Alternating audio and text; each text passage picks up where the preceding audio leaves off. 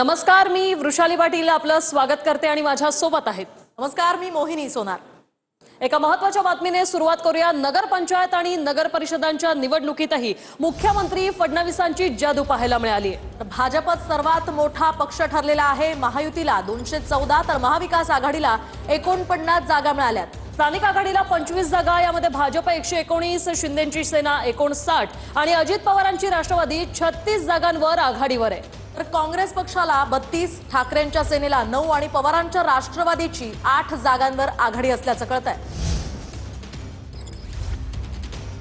तर नगरपंचायत नगर परिषदाच्या निवडणुकांच्या पार्श्वभूमीवर आता नगर परिषद नगर पंचायतीमध्ये 288 पैकी 129 नगराध्यक्ष हे विदर्भात 73 पैकी 27 नगराध्यक्ष जिंकले, तसा दावा भाजपनं केलाय. तर विदर्भात 73 पैकी 27 नगराध्यक्ष जिंकले असा भाजपचा दावा आहे. मराठवाड्यात 39 पैकी 13 नगराध्यक्ष जिंकले असा दावा भाजपकडून करण्यात आलाय. उत्तर महाराष्ट्रामध्ये 36 पैकी 13 नगराध्यक्ष जिंकले, तसाही दावा भाजपनं केलाय.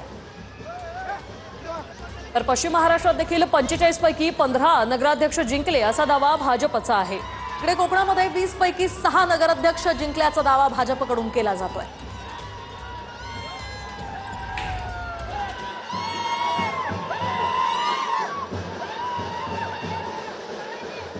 एक महत्त्वाची बातमी. भुसावळमध्ये मंत्री संजय सावकारे यांना एक मोठा धक्का बसलाय. सावकारेंच्या पत्नी रजनी सावकारेंचा भुसावळमधून पराभव झालाय. भुसावळमध्ये शरद पवार यांच्या राष्ट्रवादीच्या गायत्री भंगाळे या विजयी झालेल्या आहेत. पूर्ण ताकद यावेळी सावकारे यांनी लावली होती, मात्र त्यांना हा धक्का बसलेला आहे.